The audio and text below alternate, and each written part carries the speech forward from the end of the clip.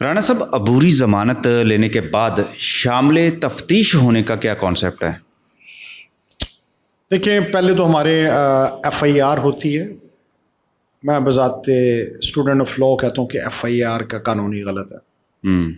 ٹھیک ہے، کیونکہ ایک اپلیکیشن آپ کے پاس آئی ہے، اس میں قانونی ہے کہ کوگنیزیبل آفینس میڈ ہوتا ہے، ایف آئی آر دے دی جائے.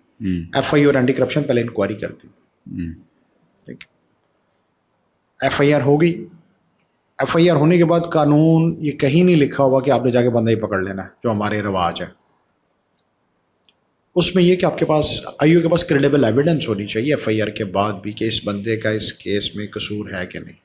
مگر بندہ جب بھی جس کے خلاف ایف آئی آر ہوتی ہے بیل کے بغیر چلا جو پھڑ کے بال لیتے ہیں.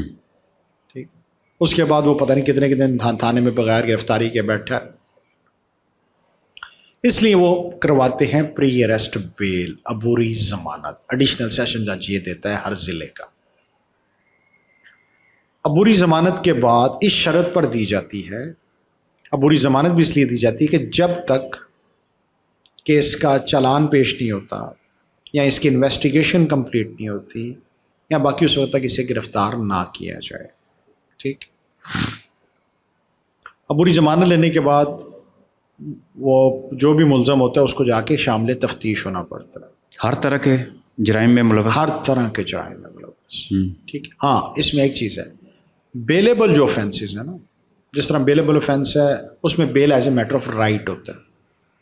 ٹھیک، تو اس میں آپ کا شامل تفتیش ہونا ضروری نہیں ہے کیونکہ آپ کا رائٹ ہے بیل لینا.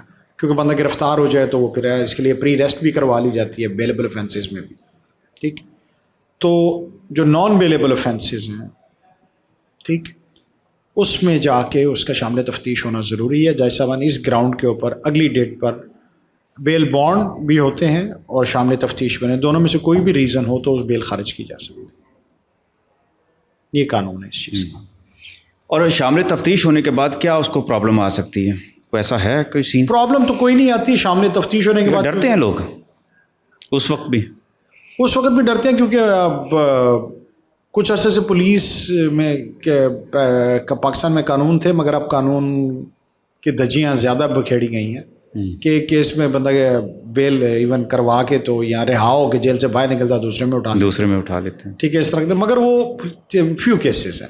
لیکن ایسا بھی تو ہوتا ہے کہ لوگ ضمانت کروانے کے بعد بھول بھی جاتے ہیں کہ انہیں دوبارہ سے کورٹ میں کیسے جانا ہے. بھائی ایسا کوئی نہیں ہے کہ جو بھول جاتا ہے. جس کو بھولا ہوتا ہے یا جس کو پہلی دفعہ ایف آئی آر ہوتی ہے وہ وکیل صاحب سے پوچھ لیتا ہے. اس کی خارج ہو چکی ہے نا شاید بھائی، جس کو یہ خارج ہو جاتی ہے ضمانت، جس کو یہ اس کو پتہ ہی نہیں ہے کہ میری خارج ہو گئی ہے. جس کو یہ پتہ ہے نا کہ میں نے جا کے ضمانت کروانی ہے بوری، اس کو یہ پتہ ہے کہ شامل تفتیش ہو. نہیں تو بہت سارے ایسے بھی تو لوگ ہیں نا جن کو پتہ ہی نہیں ہوتا کہ ان کی ضمانت خارج ہو جاتی ہے.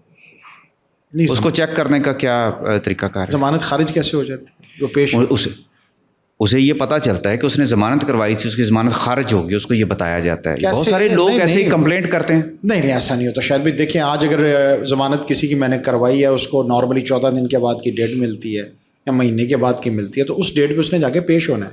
اگر اس ڈیٹ پہ جا کے عدالت میں پیش نہیں ہوگا تو ضمانت خارج ہی ہونی ہے.